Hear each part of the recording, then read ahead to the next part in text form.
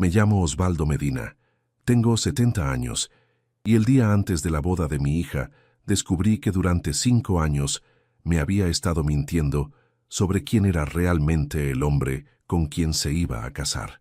Cuando me enteré de la verdad, tomé la decisión más radical de mi vida. Vendí todas mis propiedades, saqué todo mi dinero del banco y desaparecí para siempre de la vida de mi familia. Porque a veces, cuando alguien te traiciona tan profundamente, la única respuesta digna es negarte a ser parte del espectáculo. Imagínate criar a una hija con valores de honestidad y transparencia durante 30 años y después descubrir que es capaz de mentirte en la cara durante 5 años sobre algo tan importante como el hombre que eligió para casarse. Imagínate financiar una boda de $50,000 para un yerno que pensabas que conocías y enterarte 24 horas antes de la ceremonia que todo lo que sabías sobre él era falso. Imagínate tener que decidir en pocas horas si vas a fingir que no pasó nada o si vas a actuar según tus principios, aunque eso signifique perder a tu familia para siempre. Esta es la historia de por qué un padre de 70 años eligió la dignidad sobre la familia y por qué a veces alejarse es la única forma de mantener el respeto por uno mismo. Todo empezó 5 años atrás, cuando mi hija Violeta me presentó a su novio Ricardo. Era un encuentro que habíamos planeado durante semanas, porque, según Violeta, Ricardo estaba nervioso de conocer al padre de la mujer que amaba. «Papá», me había dicho Violeta cuando me anunció que tenía novio serio, «encontré a alguien muy especial. Se llama Ricardo, es arquitecto, y estoy completamente enamorada de él. Quiero que lo conozcas porque su opinión es muy importante para mí». Violeta tenía 30 años en ese momento. Era ingeniera industrial recibida con honores de la Universidad Tecnológica Nacional y trabajaba como jefa de planta en una empresa metalúrgica importante. Siempre había sido muy selectiva con los hombres. Durante sus 20s había tenido algunas relaciones, pero nada que durara más de un año. Por eso, cuando me dijo que había encontrado al hombre de su vida, yo me puse muy contento. «¿Hace cuánto que salen?», le pregunté. «6 meses. Pero papá, es diferente a todos los hombres que conocí antes. Es maduro, inteligente, ambicioso y lo más importante, me respeta y me valora por lo que soy». «¿Y cómo se conocieron?» «En una conferencia sobre construcción sustentable. Yo fui por temas de trabajo. Él estaba presentando un proyecto de viviendas ecológicas. Me impresionó mucho su conocimiento técnico y su pasión por la arquitectura. La historia sonaba perfecta. Un encuentro profesional entre 2 personas exitosas. Una relación basada en intereses comunes e intelectuales. ¿Y él qué dice de vos?» «Dice que soy la mujer más inteligente que conoció y que le gusta que tenga mi propia carrera y mis propias ambiciones. No está buscando a alguien que dependa de él, sino a una compañera de vida». Todo lo que me contaba Violeta sobre Ricardo me generaba expectativas muy positivas. Después de verla durante años con novios inmaduros o poco ambiciosos, finalmente había encontrado a alguien que parecía estar a su altura. El día que conocí a Ricardo, vino a almorzar a mi casa un domingo de marzo. Llegó exactamente a la hora acordada, vestido con una camisa celeste y pantalones de vestir oscuros, cargando un ramo de flores para la mesa y una botella de vino tinto. «Don Osvaldo», me dijo cuando lo recibí en la puerta, «es un placer conocerlo. Violeta me habla constantemente de usted y tenía muchas ganas de que nos conociéramos». Era un hombre de 35 años, alto, bien parecido, con esa presencia segura que tienen las personas exitosas. Su apretón de manos era firme, su mirada directa, su sonrisa natural. Durante el aperitivo, mientras Violeta terminaba de preparar el almuerzo en la cocina, Ricardo y yo conversamos sobre diversos temas. Me impresionó su conocimiento sobre arquitectura, urbanismo y desarrollo inmobiliario. «Don Osvaldo», me dijo mientras tomábamos un whisky, «¿usted conoce el proyecto del nuevo centro comercial en la zona norte? He escuchado hablar, pero no conozco los detalles. Yo estoy participando en el diseño de la plaza de comidas. Es un desafío interesante, porque tiene que integrar funcionalidad comercial con estética arquitectónica». Me explicó con detalle los aspectos técnicos del proyecto, los desafíos de circulación de personas, los requerimientos de ventilación e iluminación, Hablaba con la precisión y el entusiasmo de alguien que realmente conocía su profesión. Cuando nos sentamos a la mesa, se presentó formalmente y me contó sobre su trayectoria profesional. Soy arquitecto recibido en la Universidad de Buenos Aires, me dijo, con especialización en desarrollo inmobiliario. Hace 8 años que tengo mi propio estudio, donde trabajo principalmente en proyectos comerciales y residenciales de mediana escala. ¿Qué tipo de proyectos? Edificios de departamentos, locales comerciales, algunas casas particulares. No son proyectos enormes, pero me permiten trabajar con independencia y creatividad. También me contó sobre su situación familiar con una franqueza que aprecié. Mi padre murió cuando yo tenía 16 años, me explicó, en un accidente de tránsito. Mi madre se volvió a casar 2 años después con un hombre muy bueno que me ayudó a terminar los estudios.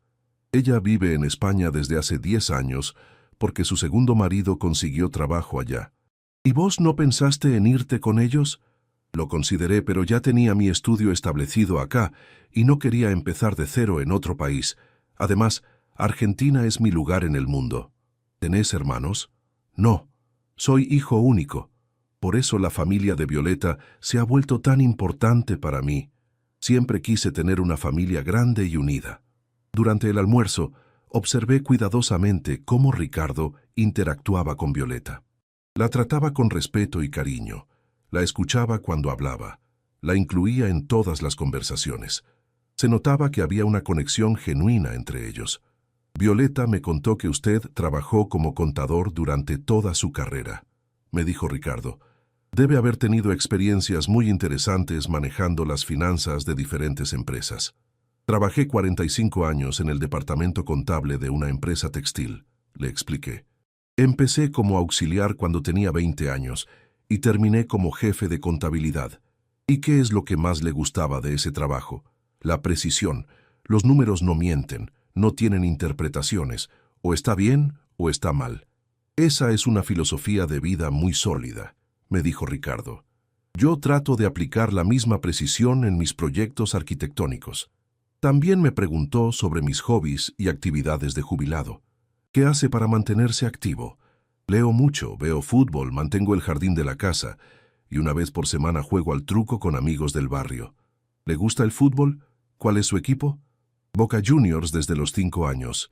Excelente. Yo también soy de Boca. ¿Le gustaría que vayamos juntos a ver algún partido? La propuesta me entusiasmó mucho. Había años que no iba a la cancha porque no tenía compañía. Hacia el final del almuerzo, Ricardo me pidió permiso para hablarme en privado. Don Osvaldo, me dijo cuando Violeta fue a la cocina a preparar café, quiero que sepa que tengo las intenciones más serias con Violeta. Es la mujer más extraordinaria que he conocido y mi objetivo es hacerla feliz para el resto de su vida. Me alegra escuchar eso, le respondí. También quiero que sepa que entiendo la responsabilidad que significa estar con la hija de alguien. Usted la crió para que fuera la mujer exitosa e independiente que es hoy, y yo respeto completamente ese logro. ¿Y cuáles son tus planes a futuro con ella? Queremos irnos a vivir juntos el año que viene, y si todo sigue como hasta ahora, me gustaría pedirle casamiento dentro de un tiempo prudencial. ¿Qué consideras un tiempo prudencial? 2 o 3 años. Quiero estar completamente seguro de que somos compatibles en todos los aspectos antes de dar un paso tan importante. Su respuesta me pareció madura y responsable. No era un impulsivo que quería casarse después de 6 meses de novios. También me habló sobre su situación económica con una transparencia que no esperaba.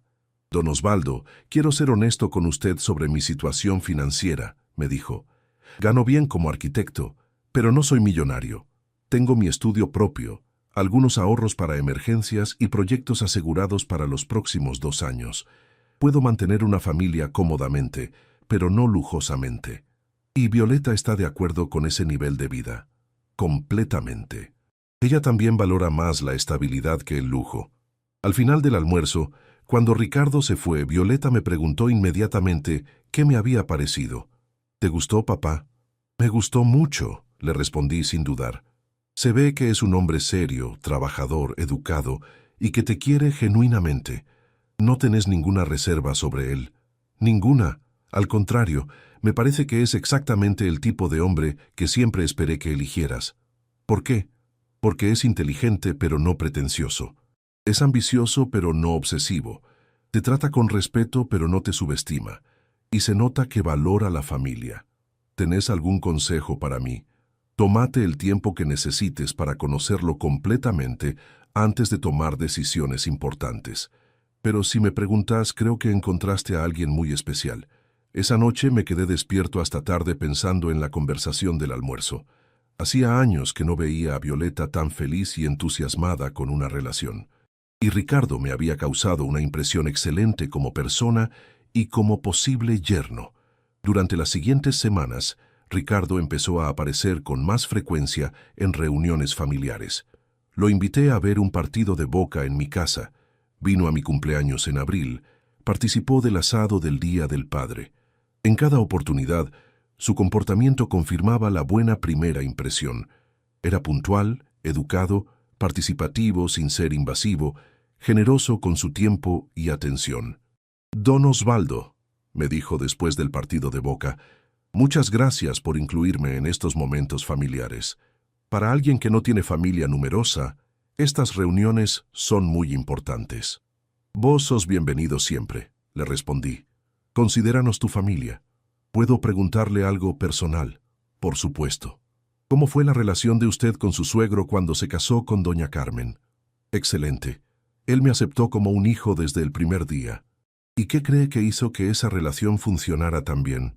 «Respeto mutuo y honestidad. Él sabía que yo amaba genuinamente a su hija, y yo sabía que él solo quería protegerla. Espero poder construir el mismo tipo de relación con usted». «Ya la estás construyendo», le respondí. Durante el primer año de noviazgo, la relación entre Ricardo y yo se fue profundizando naturalmente. No era solo el novio de mi hija, se estaba convirtiendo en un amigo y compañero.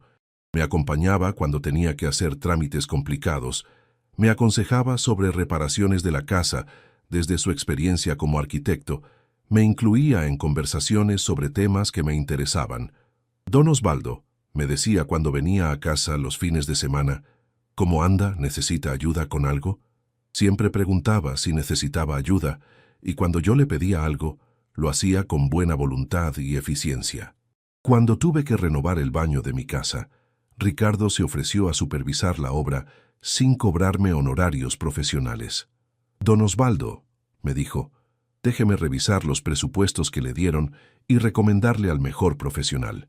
Como arquitecto, puedo identificar si los precios son razonables y si los materiales propuestos son de calidad». No solo me ayudó a elegir al mejor contratista, sino que visitó la obra varias veces para asegurar que todo se hiciera correctamente. «¿No es mucha molestia para vos?», le pregunté. «Para nada, es lo mínimo que puedo hacer por el padre de la mujer que amo».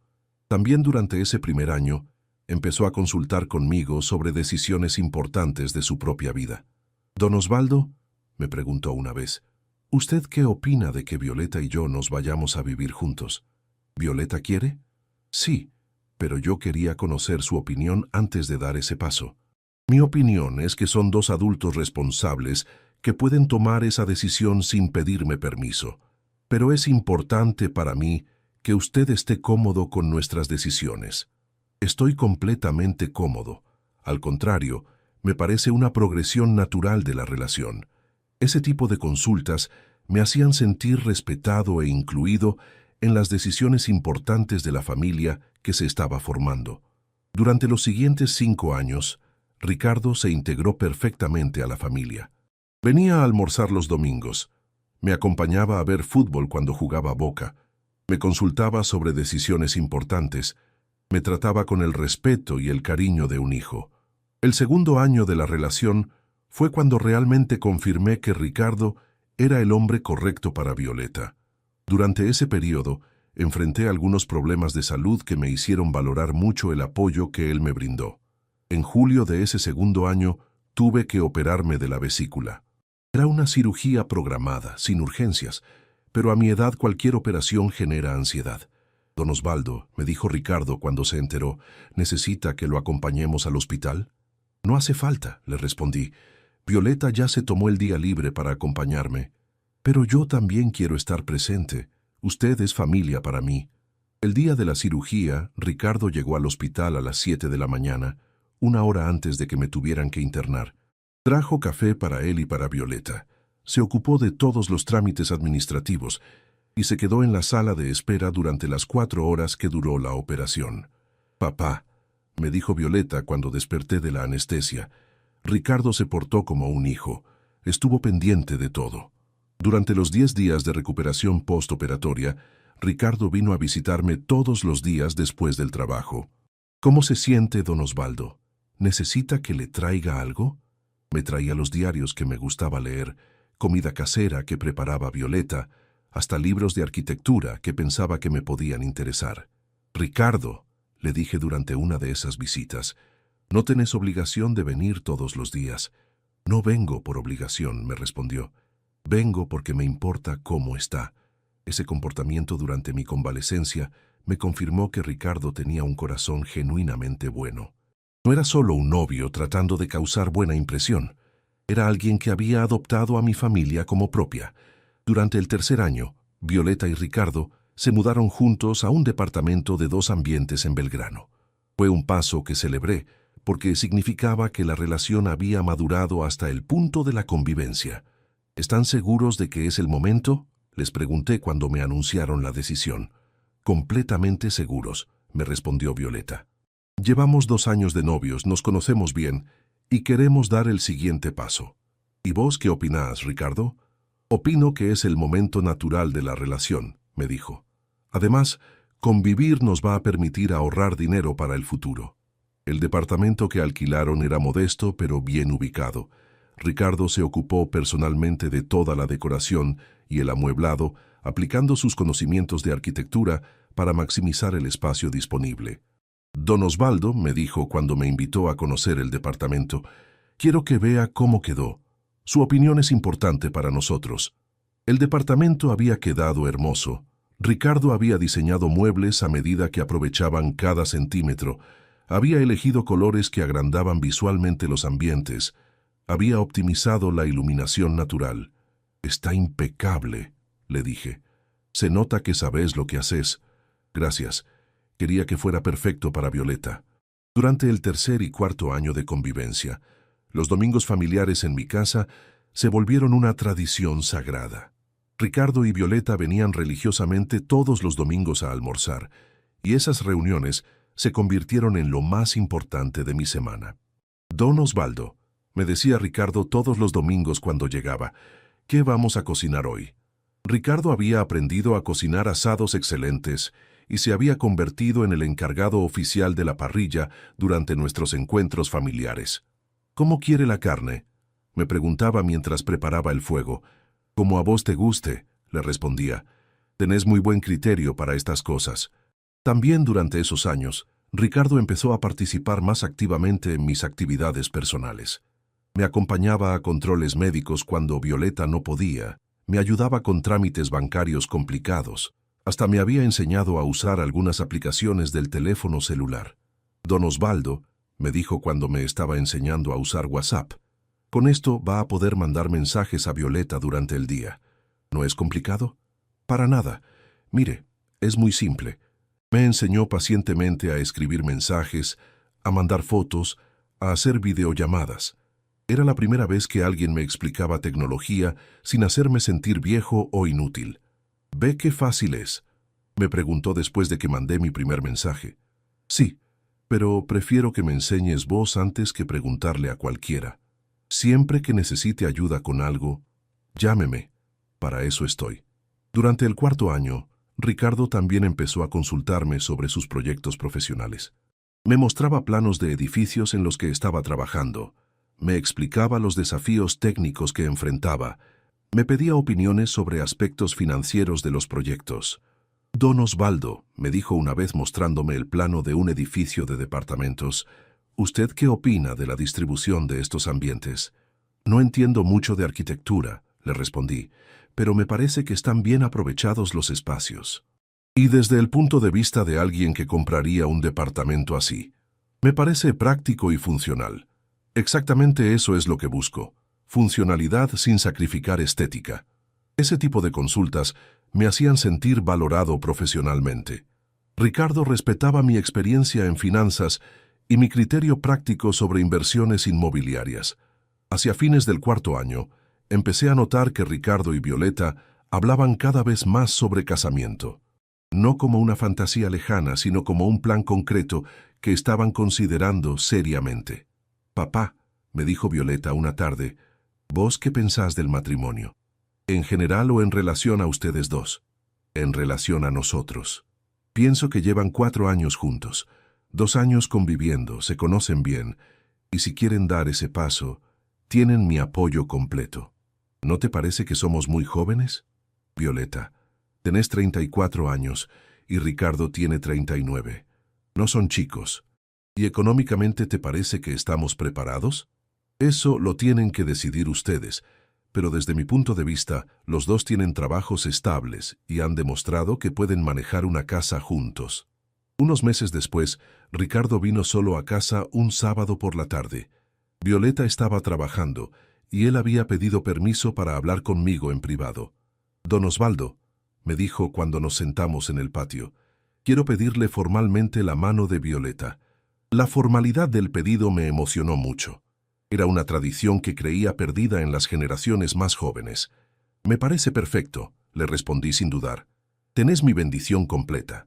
«¿Puedo preguntarle por qué?» «Porque durante 4 años demostraste que sos exactamente el hombre que siempre quise para mi hija». «¿En qué sentido?» «En todos los sentidos. La haces feliz, la respetás como persona y como profesional, tenés valores sólidos, sos trabajador y tratás a la familia con amor genuino. ¿No tiene ninguna reserva sobre mí?» «Ninguna. Al contrario, creo que Violeta no podría haber elegido mejor». «¿Y sobre el casamiento en sí mismo? ¿Qué querés saber?» «Si usted cree que es el momento correcto. Creo que es el momento perfecto. Ustedes ya probaron que pueden vivir juntos, que pueden manejar responsabilidades compartidas, que pueden enfrentar problemas como equipo. ¿Algún consejo para mí? Trátala siempre con el mismo respeto y amor que le tuviste hasta ahora. Y no olvides nunca que el matrimonio es un compromiso para toda la vida». «¿Usted fue feliz en su matrimonio?» «Muy feliz. Carmen fue la mejor compañera de vida que podría haber tenido. Espero poder decir lo mismo de Violeta dentro de 40 años». Una semana después, Ricardo le propuso casamiento a Violeta durante una cena romántica en el restaurante donde habían tenido su primera cita. Ella aceptó inmediatamente, y esa misma noche vinieron a casa a contarme la noticia. «Papá, nos comprometimos», me gritó Violeta apenas entraron por la puerta. «Felicitaciones», les dije abrazándolos a los dos. «¿Cuándo es la boda?» «Queremos casarnos el año que viene», me respondió Ricardo. «Necesitamos tiempo para planificar todo correctamente». «¿Y ya tienen alguna idea de cómo quieren que sea?» «Queremos una boda grande», me dijo Violeta, «con toda la familia, todos los amigos, en un salón elegante. Una sola vez nos vamos a casar en la vida». «¿Y calcularon cuánto puede costar eso?» «Estuvimos averiguando», me respondió Ricardo, «y una boda como la que queremos puede costar entre 60 y 70 mil dólares. 60 a 70 mil dólares. Era mucho dinero, pero era la boda de mi única hija». «¿Ustedes pueden financiar esa cantidad?» «Podemos poner una parte», me dijo Violeta, «pero no todo». «¿Cuánto pueden poner?» «Unos 20 mil dólares entre los dos». «¿Y el resto?» Violeta y Ricardo se miraron entre ellos antes de responder. «Esperábamos que vos pudieras ayudarnos», me dijo Violeta finalmente. «¿Con cuánto?» «Con lo que falta. Con 40 o 50 mil». 40 o 50 mil dólares era una suma importante, pero era la boda de mi única hija y mi único yerno. Era una inversión en la felicidad de las 2 personas más importantes de mi vida. «Está bien», les dije sin dudar mucho. «Yo me hago cargo de esa parte».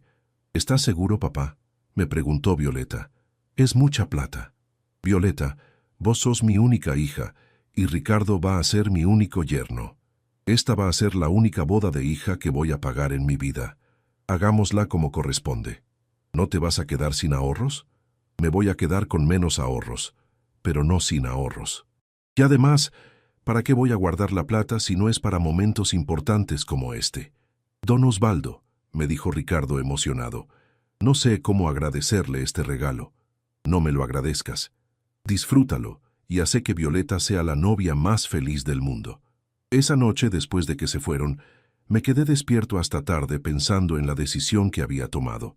$50,000 era efectivamente mucho dinero, pero era una inversión en la felicidad de mi familia. Y después de ver durante 4 años cómo Ricardo trataba a Violeta y cómo me trataba a mí, no tenía ninguna duda de que era dinero bien gastado. Durante los siguientes 12 meses, la planificación de la boda se convirtió en un proyecto familiar que me llenó de alegría y propósito. Por primera vez en años tenía algo importante y emocionante en lo que concentrar mi energía. Fui con Violeta a visitar salones de fiesta para elegir el lugar perfecto para la ceremonia y la recepción. ¿Qué te parece este, papá?, me preguntaba en cada lugar que visitábamos. Contame qué es lo que más te gusta de cada uno, le respondía. Y después vemos cuál combina mejor con el tipo de boda que querés. Terminamos eligiendo el Salón Cristal, un lugar elegante en San Isidro con capacidad para 200 invitados, jardines hermosos para las fotos y un salón principal con techos altos y araña de cristal. Es perfecto, dijo Violeta cuando lo vio. Es exactamente lo que me imaginaba para mi boda. ¿Y el precio está dentro del presupuesto?, le pregunté. Sí, y además incluye mesas, sillas, mantelería y decoración básica. También participé en la elección del menú para la recepción. Fuimos a una degustación donde probamos diferentes opciones de entrada, plato principal y postre. ¿Cuál te gustó más, papá?, me preguntó Violeta después de probar todas las opciones. El salmón con salsa de maracuyá para entrada, el lomo con reducción de Malbec para plato principal y la mousse de chocolate con frutos rojos para postre. ¿No te parece muy caro? Es tu boda, Violeta. No es momento de ahorrar en detalles. Ricardo también me consultaba constantemente sobre aspectos de la organización. Don Osvaldo, ¿usted qué opina sobre la banda en vivo versus DJ para la música? ¿Cuál prefieren ustedes? Preferimos banda en vivo, pero es más cara. Entonces, banda en vivo. La música es fundamental en una boda. 3 meses antes de la boda, Ricardo me hizo una propuesta que me emocionó profundamente. Don Osvaldo, me dijo una tarde, Violeta y yo queremos proponerle algo especial. ¿Qué cosa? Queremos que usted tenga un momento destacado durante la ceremonia. ¿Cómo? Que usted camine con Violeta hacia el altar y que haga un discurso antes de entregarla. ¿Un discurso sobre qué? Sobre lo que significa para usted ver a su hija casándose, sobre sus deseos para nuestro matrimonio, sobre lo que representa la familia. La idea me pareció hermosa. ¿Violeta está de acuerdo? Fue idea de ella. Dice que quiere que usted tenga el momento más importante de toda la ceremonia. ¿Y vos qué opinás? Que sería un honor para mí recibir oficialmente la bendición de mi suegro delante de todos los invitados. Acepté inmediatamente, y durante las siguientes semanas preparé cuidadosamente el discurso que iba a dar. Pensé en todo lo que quería decir sobre Violeta, sobre Ricardo, sobre el matrimonio, sobre mis esperanzas para su futuro.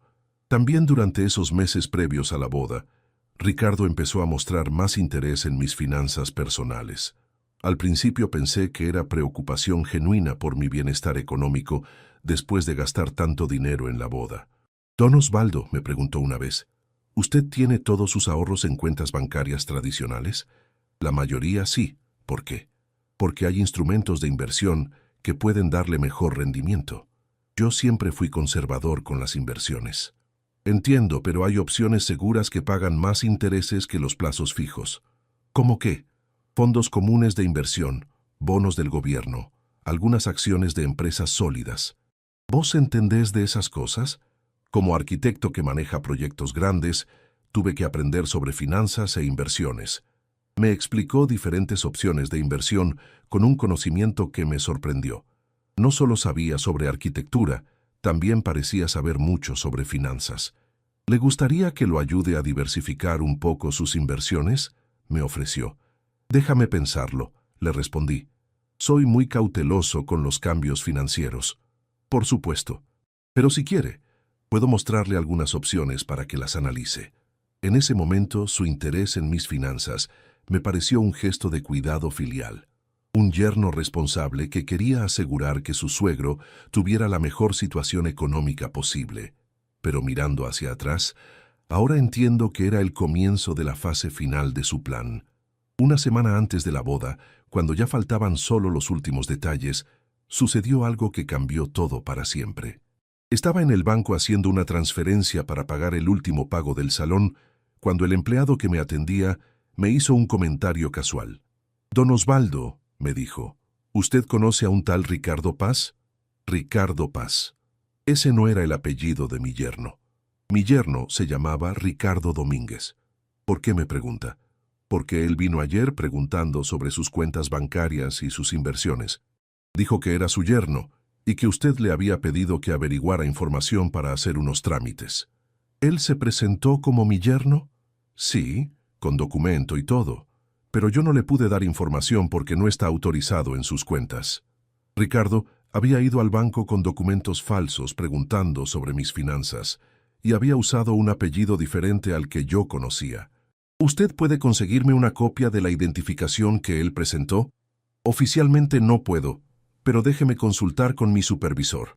10 minutos después, el empleado me trajo una fotocopia del documento que había presentado Ricardo. Era él, sin dudas, pero el nombre completo era Ricardo Paz, no Ricardo Domínguez. ¿Y qué información específica estaba pidiendo? Quería saber cuánto dinero tiene usted depositado, en qué instrumentos lo tiene invertido y si hay alguna manera de que él pueda acceder a esos fondos como familiar. Mi yerno había estado investigando mis finanzas usando una identidad falsa. Esa tarde confronté directamente a Ricardo sobre lo que había pasado en el banco. Ricardo, le dije cuando vino a casa, necesito preguntarte algo muy importante y necesito que me respondas con total honestidad. Por supuesto, don Osvaldo. ¿Qué pasó? ¿Vos fuiste ayer al banco donde tengo mis cuentas? Se quedó callado durante unos segundos. Sí, fui. ¿Y para qué fuiste? Quería averiguar sobre opciones de inversión para recomendarle. ¿Con qué documento te presentaste? Otra pausa. Con mi documento. Tu documento dice Ricardo Domínguez o Ricardo Paz. Ahí se dio cuenta de que había sido descubierto. Su cara cambió completamente. ¿De dónde sacó ese nombre?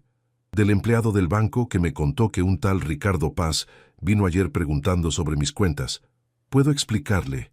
Te escucho. Paz es mi apellido real. Domínguez es el apellido de mi padrastro, que me crió desde chico. ¿Y por qué me mentiste durante 5 años sobre tu nombre? Porque hay algunas complicaciones legales con mi apellido real y prefería usar el de mi padrastro hasta resolverlas. ¿Qué tipo de complicaciones legales? Deudas de mi padre biológico que podrían afectarme si uso mi apellido real. Era una explicación que sonaba razonable, pero algo no me cerraba. Si tenía problemas legales con su apellido, ¿cómo había conseguido un documento oficial con ese nombre para presentar en el banco? Ricardo, le dije, voy a ser muy directo. ¿Hay algo más que no me hayas contado sobre tu identidad o tu pasado? No, don Osvaldo, solo lo del apellido. ¿Estás completamente seguro? Completamente seguro. Pero yo ya no le creía. Había algo en su manera de responder que me indicaba que había más mentiras. Esa noche no pude dormir ni un minuto. Me quedé despierto hasta las 6 de la mañana, pensando en todas las posibles explicaciones para lo que había pasado en el banco. Por un lado, la explicación de Ricardo sobre el cambio de apellido sonaba razonable. Muchas personas usan el apellido del padrastro por razones emocionales o para evitar problemas legales del padre biológico. Pero por otro lado, había aspectos de la situación que no me cerraban completamente. Si Ricardo tenía problemas legales con su apellido real, ¿por qué había usado ese apellido justamente para ir al banco? ¿No sería más lógico usar el apellido Seguro para trámites importantes? Y además, ¿por qué había ido al banco sin consultarme primero? En 5 años de relación, Ricardo siempre me había consultado antes de tomar cualquier acción relacionada conmigo. Siempre había sido respetuoso de mi autonomía y mis decisiones. Durante esa noche de insomnio, también repasé mentalmente todas las conversaciones que había tenido con Ricardo sobre temas financieros. Recordé que en los últimos meses había mostrado cada vez más interés en mi situación económica. Don Osvaldo me había preguntado unas semanas atrás, ¿Usted tiene toda su plata en cuentas corrientes y plazo fijos? La mayoría, sí. Siempre preferí inversiones seguras. ¿Nunca consideró diversificar un poco? Hay instrumentos que pagan mejores intereses sin mucho riesgo.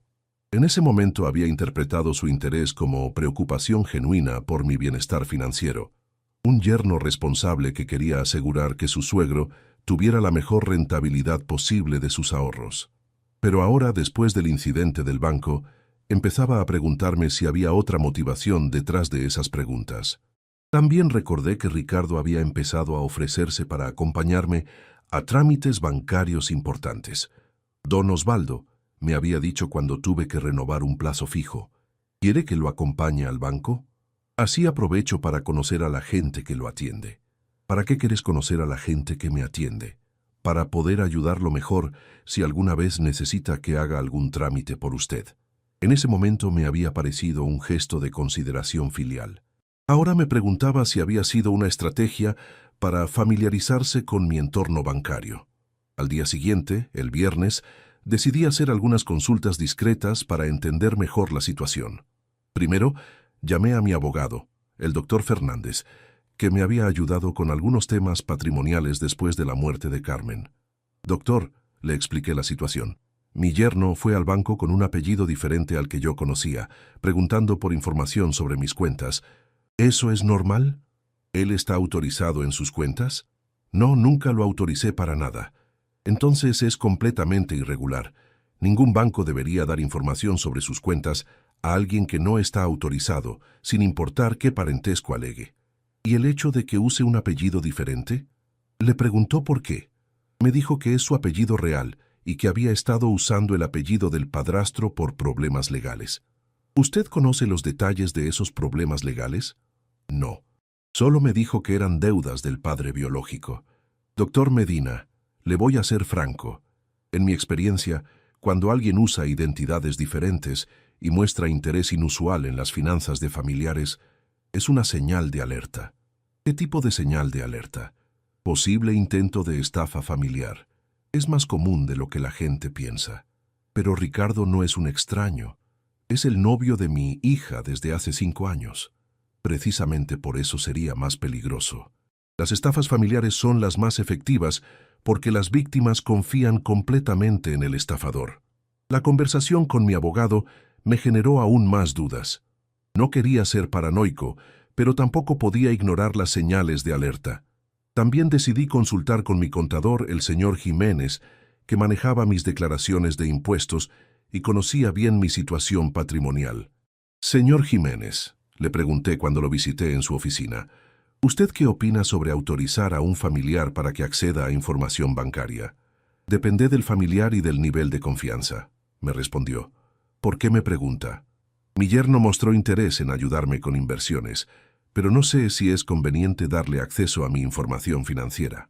¿Cuánto tiempo hace que lo conoce? 5 años. ¿Y qué nivel de conocimiento tiene él sobre finanzas? Dice que, como arquitecto, tuvo que aprender sobre inversiones inmobiliarias. ¿Usted verificó eso? ¿Conoce clientes o proyectos específicos de él? Esa pregunta me impactó.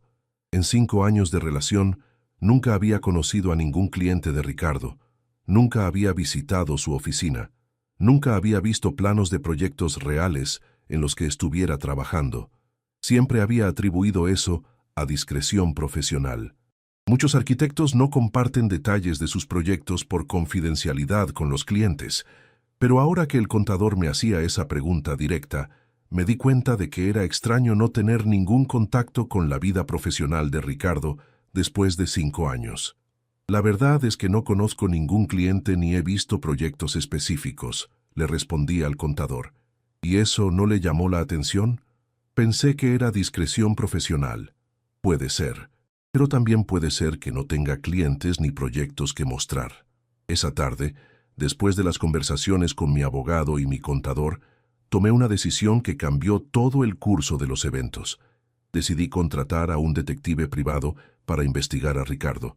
Fui a un detective privado que me había recomendado años atrás mi abogado para un tema laboral. Se llamaba Jorge Ledesma y tenía fama de ser muy eficiente y discreto. Don Osvaldo me dijo cuando le expliqué la situación: ¿Usted quiere que investigue a su yerno a una semana de la boda? Quiero que me confirme que es quien dice ser y que no hay nada más que yo debería saber. Y si encuentro algo que no le va a gustar, prefiero saberlo antes de la boda que después. Aunque eso signifique que la boda se cancele. Aunque eso signifique que la boda se cancele.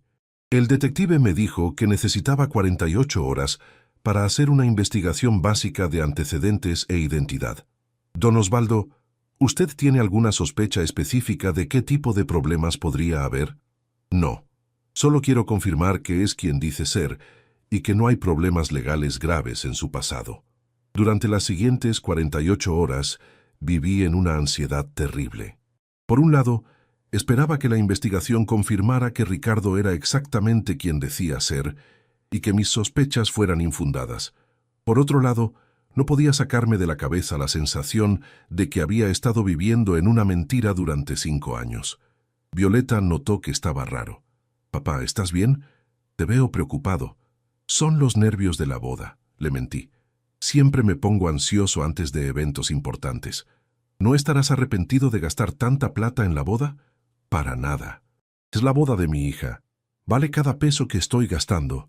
2 días después, el detective me citó en su oficina para entregarme el informe. «Don Osvaldo», me dijo cuando me senté frente a su escritorio, «encontré información muy preocupante sobre su yerno. Cónteme. Ricardo Paz es efectivamente su nombre real, pero no es arquitecto como él dice. ¿Qué es? Es vendedor de autos usados con antecedentes penales por estafa. Vendedor de autos usados con antecedentes penales por estafa. Mi yerno no era arquitecto. ¿Qué tipo de estafas?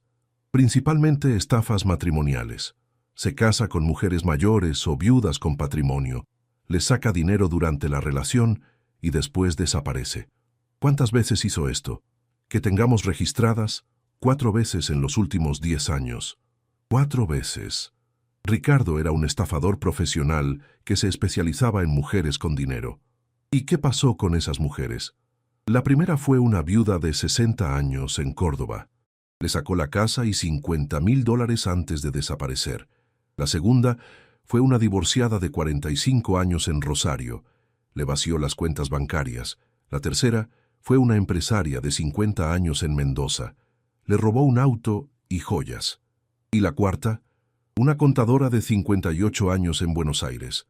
Esa vez fue arrestado, por eso tenemos registros oficiales. Cumplió 2 años de prisión y salió en libertad condicional hace 3 años.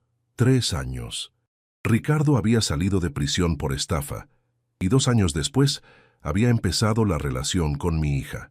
¿Hay algo más? El detective me entregó una carpeta llena de documentos. Acá tiene copias de todas las denuncias, sentencias judiciales y artículos de diarios sobre sus estafas anteriores. Cuando llegué a mi casa, me encerré en mi estudio y leí cada papel de la carpeta. Era como leer la historia de un monstruo. Ricardo tenía una metodología muy precisa que había perfeccionado durante 10 años de estafas.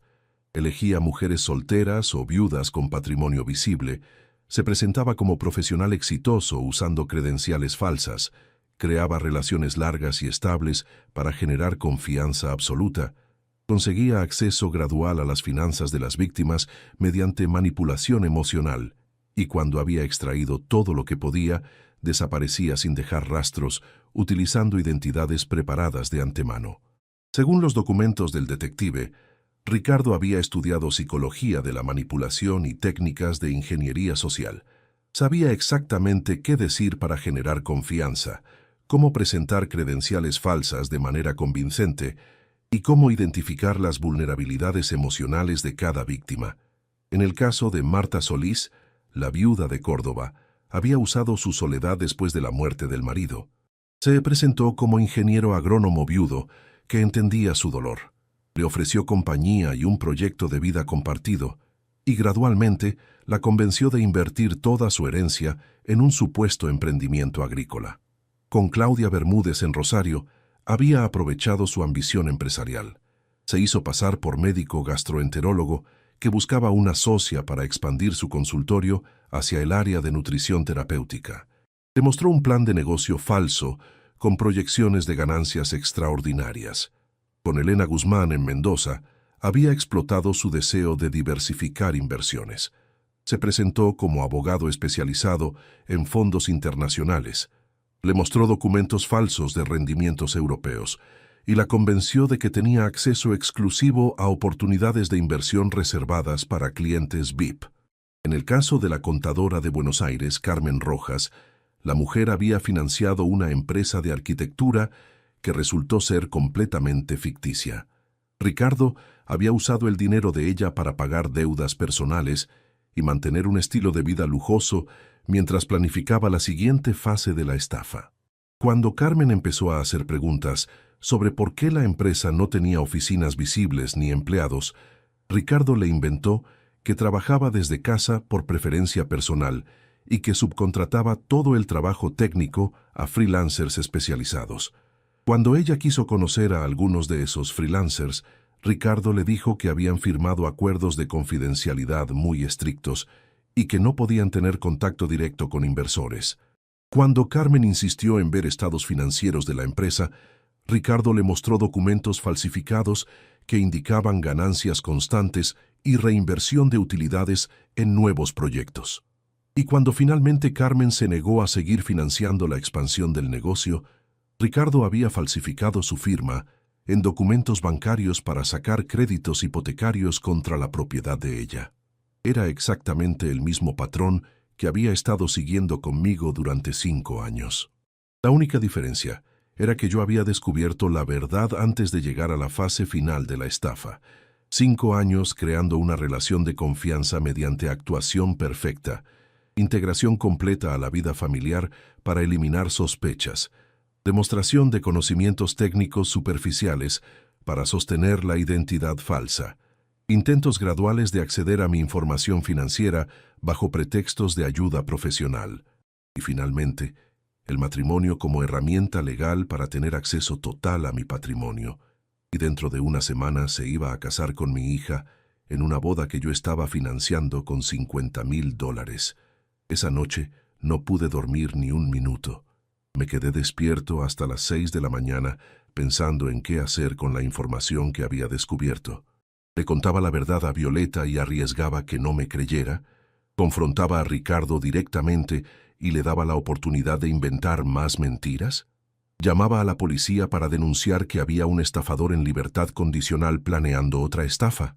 Cancelaba la boda sin explicaciones y perdía la relación con mi hija para siempre.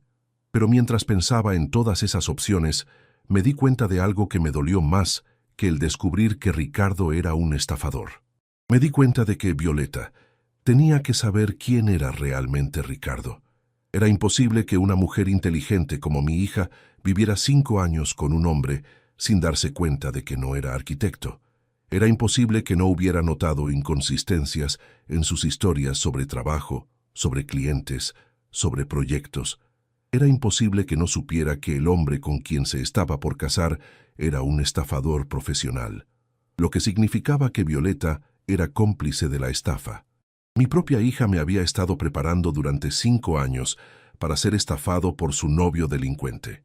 Esa mañana tomé la decisión más dolorosa de mi vida. No le iba a dar la oportunidad a Ricardo de inventar más mentiras. No le iba a dar la oportunidad a Violeta de fingir que no sabía nada. No me iba a quedar a presenciar el teatro de una boda falsa, organizada para estafar mi patrimonio. Me iba a ir. Pero no me iba a ir como una víctima desesperada. Me iba a ir con dignidad, llevándome todo lo que era mío, y negándoles la satisfacción de robarme un solo peso. Esa misma mañana empecé a ejecutar mi plan. Primero fui al banco y transferí todo mi dinero a una cuenta nueva en otro banco donde nadie de mi familia tuviera información. Segundo, fui a una inmobiliaria y puse en venta mi casa con instrucciones de cerrar la operación lo más rápido posible. Tercero, contraté a una empresa de mudanzas para que empacaran y guardaran todas mis pertenencias personales en un depósito. Cuarto, cancelé todos los contratos relacionados con la boda. El salón, el catering, las flores, la banda, todo. Quinto, cambié mi número de teléfono y cerré todas mis cuentas de email.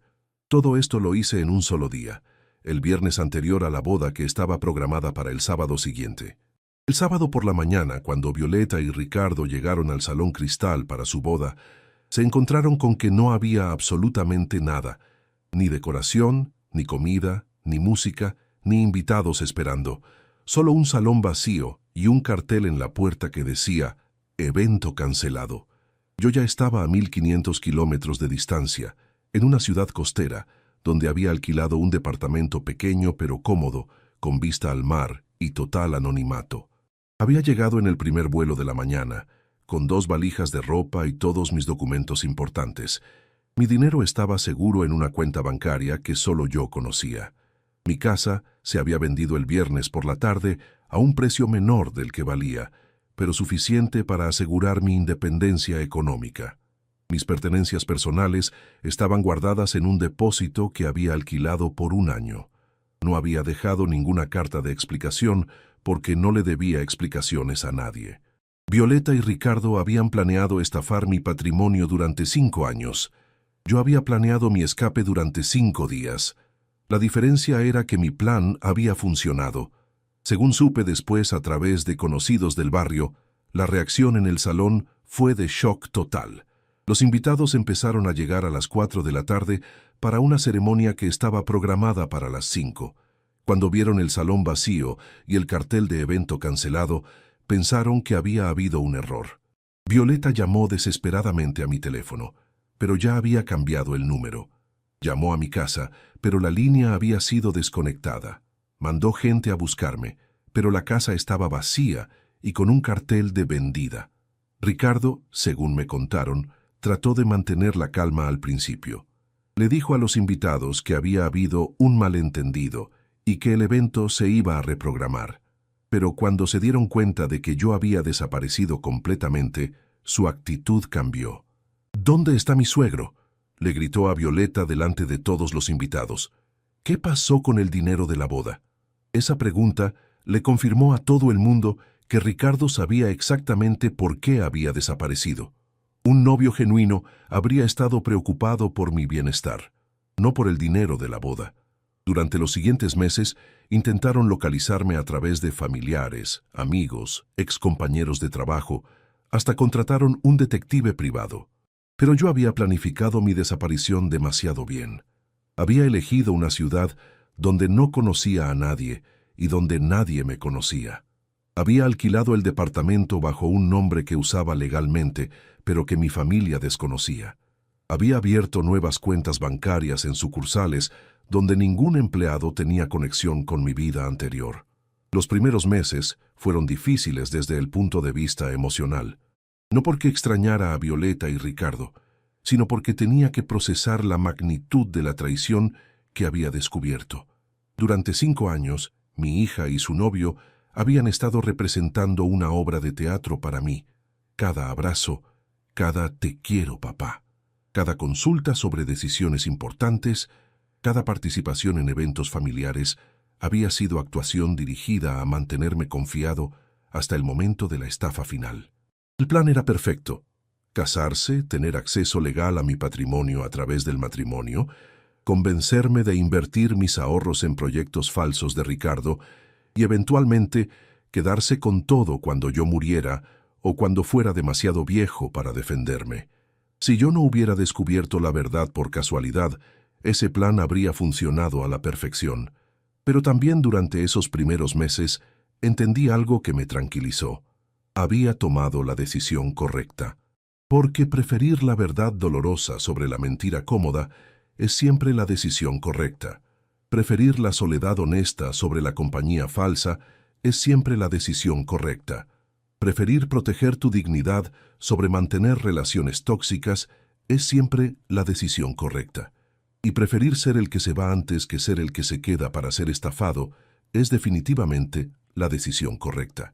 Al año de haber desaparecido, recibí información sobre qué había pasado con Violeta y Ricardo a través de un conocido del barrio que me había encontrado por casualidad en la ciudad donde vivo ahora. «Osvaldo», me dijo cuando me reconoció en un supermercado, «¿qué hace usted acá? Todo el mundo lo está buscando». «Nadie me está buscando», le respondí. «Solo están buscando mi dinero». «¿Usted sabe lo que pasó después de la boda cancelada?» «No», y no me interesa. Violeta y Ricardo se separaron. Parece que ella lo echó cuando se enteró de que tenía antecedentes penales. Violeta lo había echado cuando se enteró de que tenía antecedentes penales. No cuando se enteró de que había tratado de estafar a su padre, sino cuando se enteró de que tenía antecedentes penales. Eso me confirmó que Violeta había sabido desde el principio quién era Ricardo realmente, pero no había sabido que tenía un historial criminal oficial. Había estado dispuesta a participar de una estafa, pero no a asociarse con un delincuente condenado. ¿Y él qué hizo? Desapareció. Nadie sabe dónde está. ¿Y Violeta? Sigue viviendo en el departamento de Belgrano, pero tuvo que conseguir un trabajo extra para pagar el alquiler sola. Violeta estaba viviendo sola en el departamento que había compartido con Ricardo, trabajando más horas para poder pagar gastos que antes dividían entre dos, sin la boda lujosa que había planeado y sin el patrimonio de su padre que había esperado controlar. La ironía era perfecta. Había perdido todo lo que había intentado conseguir a través del engaño. Ella preguntó por mí. Le pregunté al conocido del barrio. Siempre. Dice que quiere explicarle lo que realmente pasó. ¿Y qué es lo que realmente pasó, según ella? Dice que ella no sabía nada sobre los antecedentes de Ricardo, que él la engañó a ella tanto como a usted. Violeta había inventado una versión de la historia donde ella también era víctima de Ricardo, donde había sido manipulada tanto como yo, donde no tenía conocimiento de sus planes criminales. Era una mentira más, la última de una serie que había durado 5 años, porque era imposible que Violeta no hubiera sabido que Ricardo no era arquitecto. Era imposible que durante 5 años de relación nunca hubiera visitado su oficina, nunca hubiera conocido a un cliente, nunca hubiera visto un proyecto real. Era imposible que no hubiera notado inconsistencias en sus historias sobre trabajo, que no se hubiera preguntado por qué nunca tenía reuniones laborales, por qué nunca recibía llamadas de clientes, por qué nunca traía planos a casa. Era imposible que una mujer inteligente como Violeta hubiera sido completamente engañada durante 5 años sobre la profesión de su novio, lo que significaba que Violeta había sido cómplice consciente de todo el plan desde el principio. Han pasado 2 años desde ese día. Durante este tiempo he construido una vida nueva, tranquila y honesta en mi ciudad adoptiva. Alquilé un departamento con vista al mar, donde paso las mañanas leyendo en el balcón y las tardes caminando por la playa. Es un lugar pequeño pero cómodo, suficiente para mis necesidades simples de hombre de 70 años que no necesita impresionar a nadie. Me hice socio de un club de jubilados donde juego al truco 3 veces por semana con hombres de mi edad que tienen historias parecidas a la mía. No historias de estafas familiares, pero sí historias de decepciones, traiciones y decisiones difíciles que tuvieron que tomar para preservar su dignidad. Osvaldo, me dijo uno de ellos cuando les conté mi historia, vos hiciste lo que la mayoría de nosotros no habríamos tenido el coraje de hacer. ¿Qué cosa? Elegir la dignidad sobre la familia. También me hice voluntario en una organización que ayuda a adultos mayores víctimas de estafas familiares. Es un problema más común de lo que la gente se imagina, hijos que ven a sus padres como oportunidades económicas en lugar de como personas que merecen respeto. Don Osvaldo, me dijo una señora de 80 años que había perdido toda su jubilación por culpa de su nieto. ¿Usted cree que hice mal en denunciarlo? Señora, le respondí, usted hizo exactamente lo correcto. La sangre no es excusa para el robo. Una vez por semana doy charlas en un centro comunitario donde explico a otros adultos mayores cómo protegerse de estafas familiares. Les cuento mi experiencia sin entrar en detalles personales, pero enfocándome en las señales de alerta que todos deberían conocer. ¿Cómo se puede saber si un familiar tiene malas intenciones?, me preguntó un señor de 75 años durante una de esas charlas. Cuando muestran más interés en sus finanzas que en su bienestar, le respondí.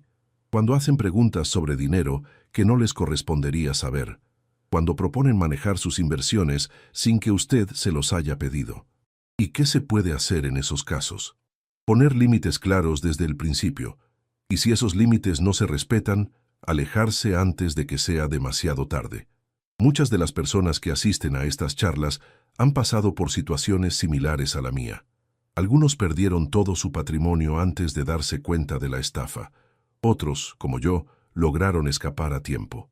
Don Osvaldo, me dijo una mujer de 65 años, mi hijo me está presionando para que le transfiera mi casa. Dice que es por seguridad fiscal, pero algo no me cierra. ¿Su hijo necesita la casa para vivir?, le pregunté. No, él tiene casa propia. Dice que es una estrategia de inversión. ¿Y usted entiende esa estrategia? No. Y cuando pido explicaciones claras, se molesta y dice que no confío en él. Señora, si alguien no puede explicar claramente una propuesta financiera, es porque esa propuesta no conviene a usted. ¿Qué me aconseja? Que le diga que va a consultar con un contador independiente antes de tomar cualquier decisión. Y observe cómo reacciona a esa propuesta. 2 semanas después, la señora me contó que su hijo se había puesto furioso cuando ella mencionó la consulta con un contador independiente, y que había dejado de hablarle cuando ella se negó a firmar los papeles sin asesoramiento profesional. Don Osvaldo, me dijo, creo que usted me salvó de una estafa. Usted se salvó sola, le respondí. Solo confió en su instinto y puso su seguridad por encima de la presión familiar. Estas experiencias de ayudar a otras personas me confirman constantemente que tomé la decisión correcta.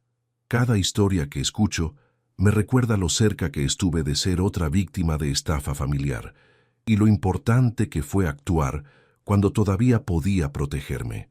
Económicamente, estoy perfectamente bien. Vendo mi casa. Me permitió comprar un departamento pequeño al contado en esta ciudad costera, donde el costo de vida es mucho menor que en Buenos Aires. Mis ahorros, bien administrados y sin nadie tratando de estafármelos, me alcanzan para vivir cómodamente durante los años que me quedan. Emocionalmente también estoy bien, mejor de lo que estaba cuando vivía en la mentira, porque es preferible estar solo con la verdad que acompañado con mentiras. Es preferible tener pocos amigos genuinos que muchos familiares falsos. Es preferible vivir una vida simple y honesta que una vida compleja construida sobre engaños. ¿Extraño a mi hija? Extraño a la hija que pensé que tenía, no a la hija que realmente era. ¿Me arrepiento de haber perdido la relación con mi única familia? No me arrepiento de haber perdido una relación basada en la mentira y el interés económico. Fue doloroso tomar la decisión de irme. Sí, pero fue más doloroso vivir siendo engañado. Volvería a hacer lo mismo si tuviera que decidir otra vez, sin dudarlo, porque a los 70 años aprendí la lección más importante de mi vida, que hay cosas más importantes que la familia. La dignidad, el respeto por uno mismo y el derecho a vivir en la verdad son más importantes que cualquier vínculo de sangre construido sobre mentiras. Y después de 2 años de vivir con las consecuencias de esa decisión, puedo decir que elegí correctamente. A los 70 años, aprendí que la dignidad personal vale más que cualquier vínculo familiar construido sobre mentiras. Aprendí que es mejor estar solo con la verdad que acompañado por estafadores. Aprendí que a veces la mejor manera de ganar es alejarse antes de que el juego termine. Mi nueva vida es simple, tranquila y completamente honesta. No tengo familia, pero tampoco tengo traiciones. No tengo muchos amigos, pero los pocos que tengo son genuinos. No tengo una casa grande, pero el lugar donde vivo es realmente mío. Mi hija eligió el dinero sobre el amor. Ricardo eligió la estafa sobre el trabajo honesto. Yo elegí mi dignidad sobre ambos. Y después de 2 años de vivir con las consecuencias de esa decisión, puedo decir que elegí correctamente. ¿Y vos qué harías en mi lugar? ¿Te quedarías a enfrentar la mentira o te irías para proteger tu dignidad? Contame desde qué ciudad me estás escuchando y decime si pensás que un padre tiene la obligación de soportar cualquier traición de sus hijos o si hay límites que no se pueden cruzar. Porque al final esta historia no es solo sobre estafadores y boda canceladas. Es sobre el momento en que tenés que elegir entre mantener una relación falsa o preservar tu dignidad. Yo elegí mi dignidad. Y no me arrepiento. ¿Vos qué elegirías?